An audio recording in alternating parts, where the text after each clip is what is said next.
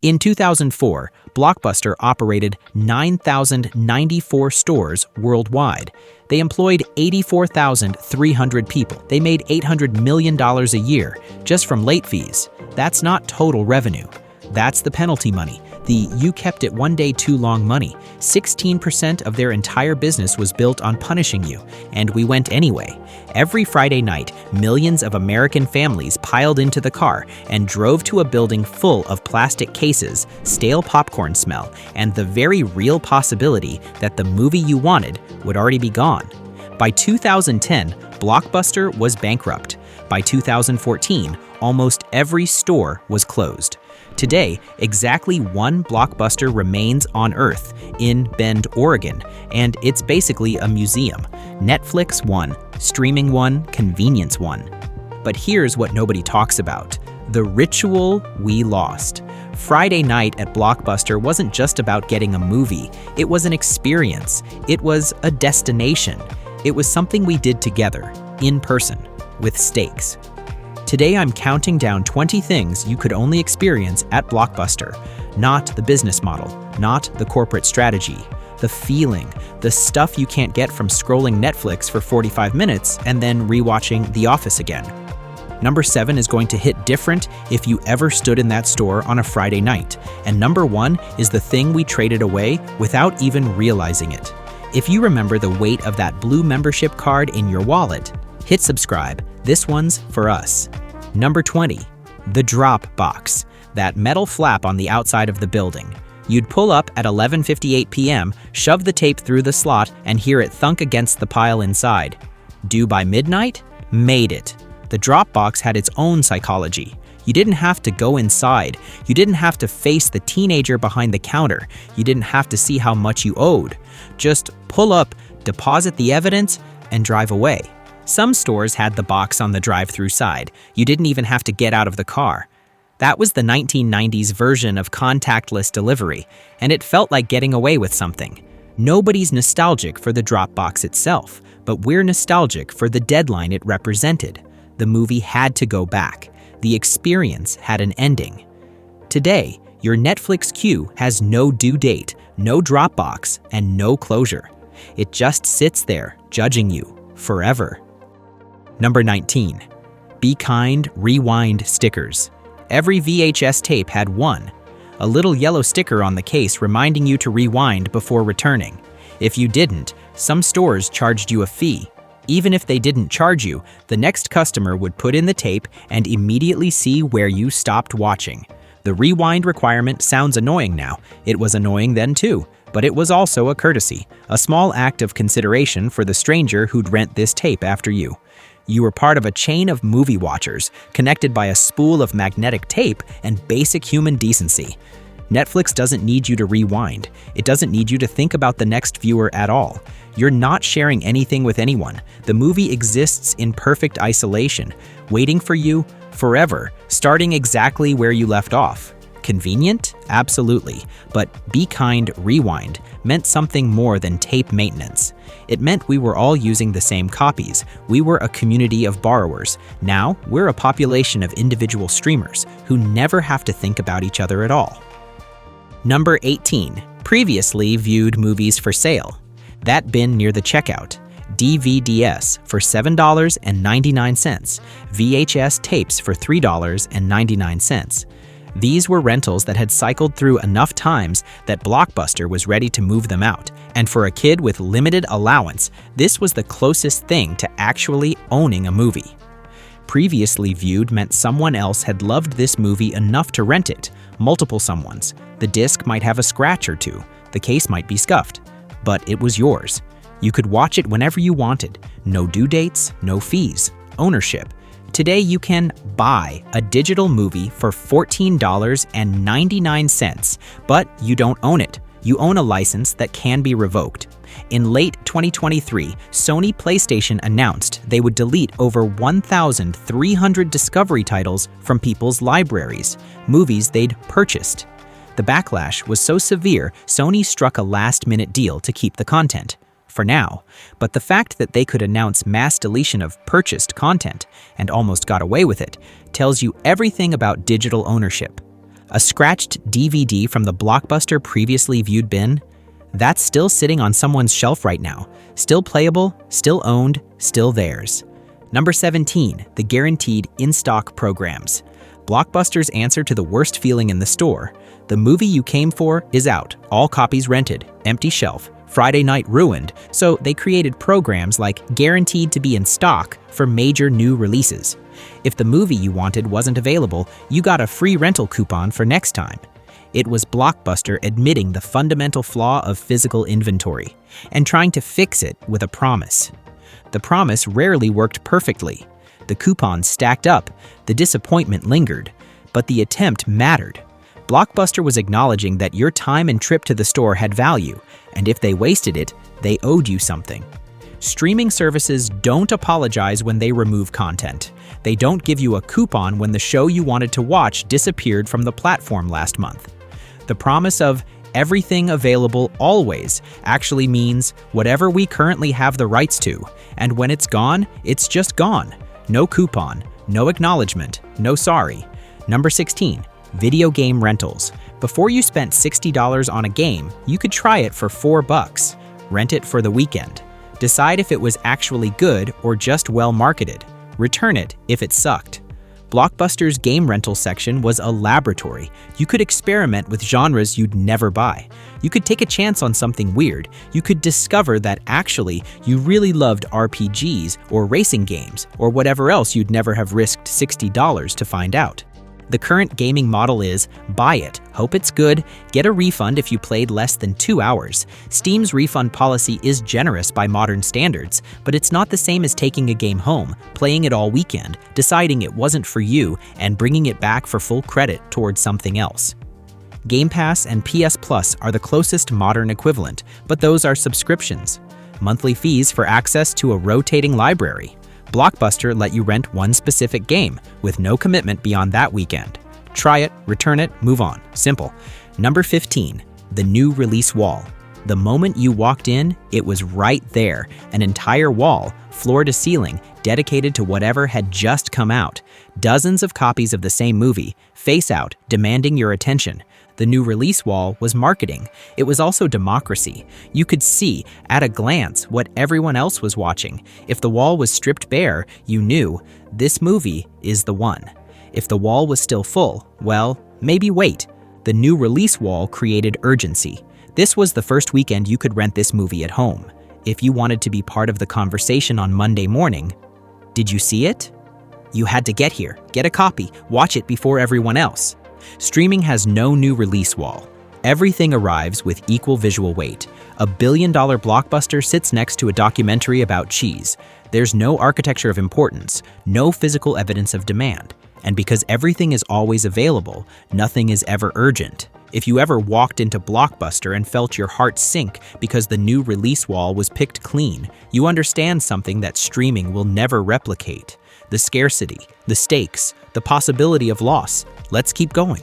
Number 14, the staff pick shelf. Handwritten cards. Jessica recommends, "You've got mail. Trust me, it's adorable." A personal endorsement from the teenager behind the counter. Staff picks were algorithmic recommendation before the algorithm. A human being who worked in this store and knew these movies was telling you, "I watched this, and I think you'll like it too." You could trust it or ignore it. But it was a human opinion, not a computer calculating your watch history. The Netflix algorithm knows what you watched. It knows how long you watched. It knows when you paused and what you rewound. But it doesn't know why you loved something. It doesn't understand mood or context or what you're going through right now. It just knows patterns. A good Blockbuster employee could look at you on a Friday night and say, "Long week? You need a comedy. Try this one." That's not data.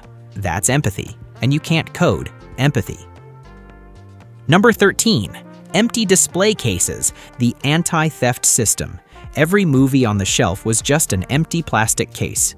You'd bring it to the counter, and the employee would unlock a drawer, find the actual disc or tape, and put it in the case for you. This meant every movie required human interaction. You couldn't just grab and go. You had to commit. You had to hand the empty case to another person, watch them retrieve your choice, and carry it out of the store. It also meant the moment of truth. You'd bring up 5 cases, hoping all 5 were actually in stock. Sometimes the employee would check and say, "That one's out. The case was supposed to be pulled." Your hopes deflated by an empty drawer. Self-checkout killed this, streaming killed it further. Now the entire transaction is invisible. You click, it plays. No human sees what you're watching. No one retrieves it for you. The friction is gone, and so is the human acknowledgement that you made a choice. Number 12, the candy aisle at checkout. Theater-sized boxes, Milk Duds, Junior Mints, Snow Caps, Twizzlers, displayed at eye level while you waited in line. The same candy you'd buy at the movies at slightly lower prices to recreate the experience at home. Blockbuster understood that renting a movie was about building an experience. You weren't just getting content, you were getting movie night. And movie night required popcorn, required candy, required commitment to the bit. Streaming gives you content. A movie appears on your screen whenever you want it. But streaming doesn't give you the ritual. It doesn't give you the anticipation of walking through a store, building your evening piece by piece, curating your experience. You can still buy Milk Duds at the grocery store, but it's not the same. The candy aisle at checkout was permission. It was Blockbuster saying, "Tonight is special. Treat yourself." Your kitchen pantry just says, "You live here." Number 11, that smell. You know the one. Plastic cases, industrial carpet, a hint of popcorn from the snack station, and something else. Something chemically specific to Blockbuster stores everywhere. The smell of a Friday night about to happen. Every retail chain has a smell. Target smells like Target. Home Depot smells like lumber and possibility. Blockbuster smelled like entertainment waiting to be chosen. Smell is the sense most connected to memory.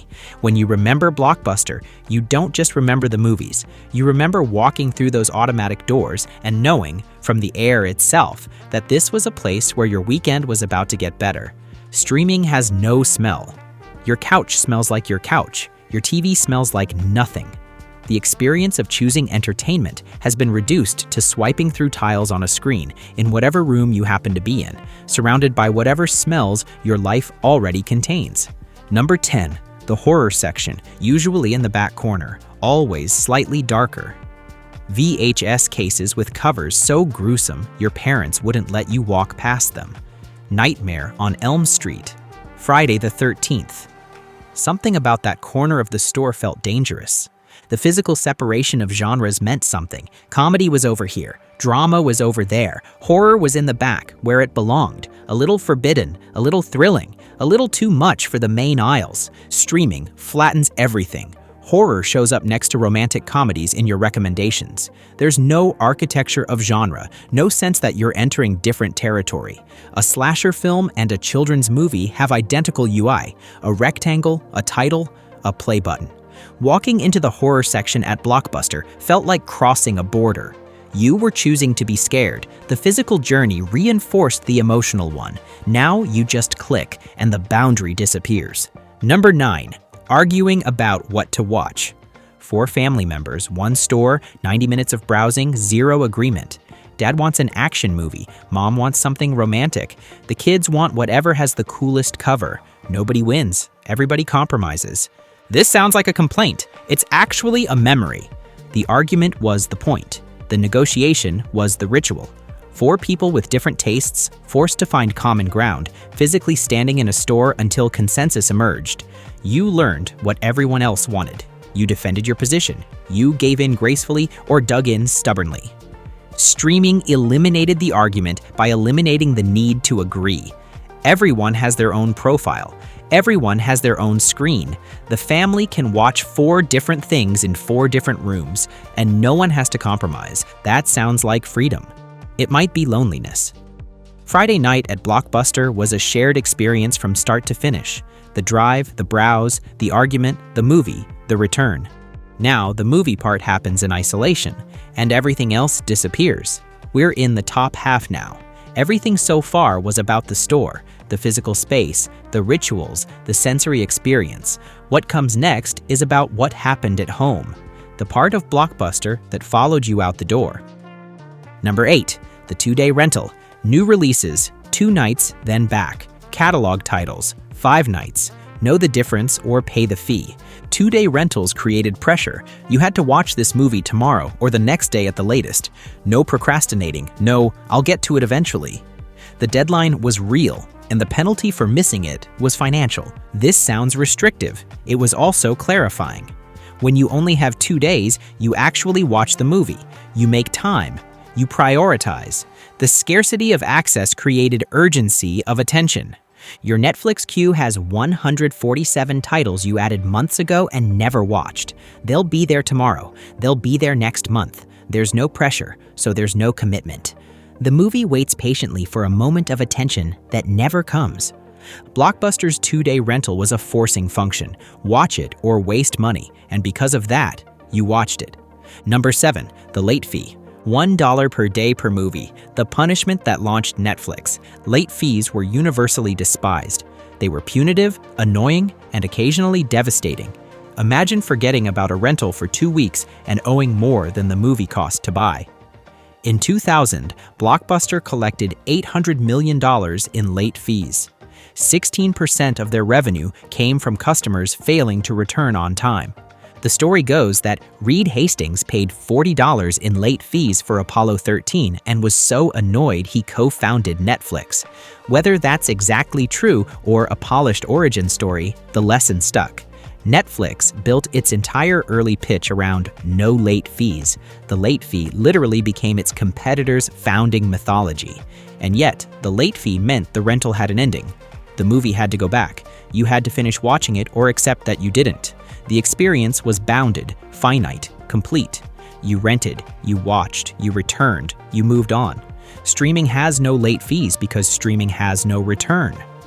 The movie sits in your library indefinitely, a permanent possibility, never quite watched, never quite abandoned.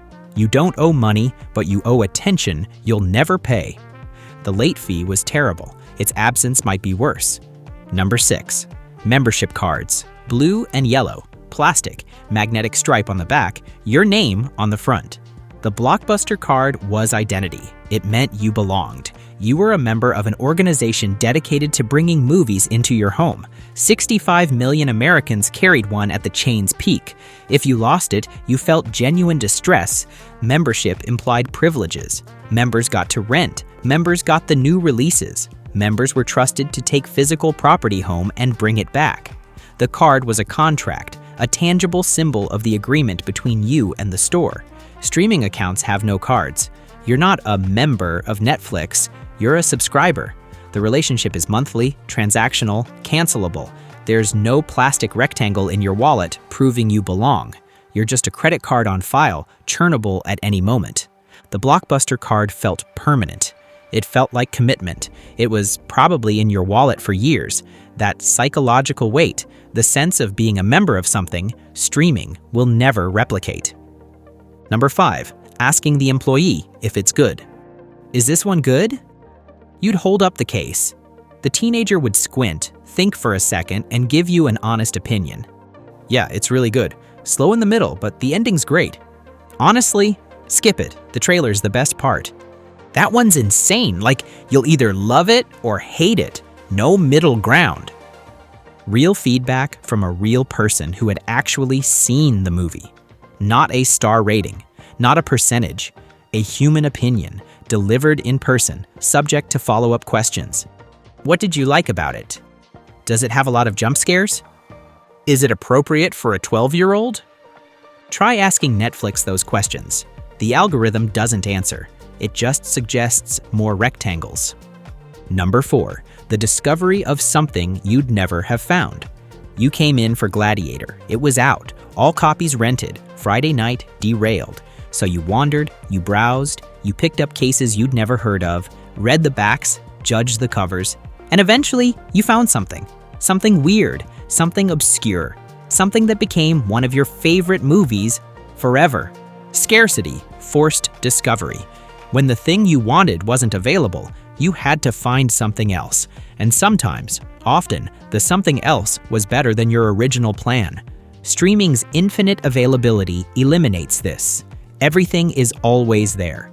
You never have to settle, so you never have to explore. You get exactly what you came for every time, and nothing surprises you. The best movie you've ever seen might be one you only watched because Blockbuster was out of your first choice. Streaming would have given you your first choice. You'd never have found the better one. Number 3. The Sunday night return trip. The movie was due. You had to take it back. This meant getting off the couch, getting in the car, driving to the store, a whole separate trip just to complete the transaction. On a Sunday night, when all you wanted was to stay home, the return trip was closure, the rental was finished, the movie was watched, rewound, and returned. The experience was complete. You could move on. Streaming has no return trip. The movie ends, and you're still on your couch, immediately presented with more like this. There's no closure, no separation, no ritual of completion. The content just keeps coming, endlessly, seamlessly, until you fall asleep with it playing. The Sunday night return trip was annoying. It was also necessary. It drew a line between this movie and the next one. It gave your brain a break. It made movie watching an event with boundaries, not an infinite scroll with no edges. Number 2. Finding the movie on the shelf. You walked in knowing what you wanted. You headed to the right section. You scanned the spines. You looked for the title. And when you found it, when you pulled that case off the shelf and confirmed there was a disc inside, you felt something. Relief, satisfaction, victory. You had physically located an object in space. You had navigated a store, identified your target, and claimed it. The movie was yours, not theoretically available in some cloud somewhere, tangibly present in your hand, ready to go home with you. Streaming removed the finding. You type a title, it appears. No hunting, no scanning, no moment of discovery. The movie exists everywhere and nowhere simultaneously. You never hold it. You never feel the satisfaction of locating something real. That moment, finding the movie on the shelf, was small. It was also profoundly human.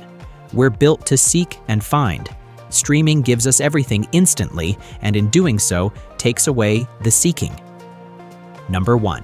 The ritual itself. Friday night, the whole family in the car, driving to Blockbuster, walking through those automatic doors, that smell, the new release wall, the browsing, the arguing, the choosing, the candy at checkout, the drive home, the movie, the rewinding, the return.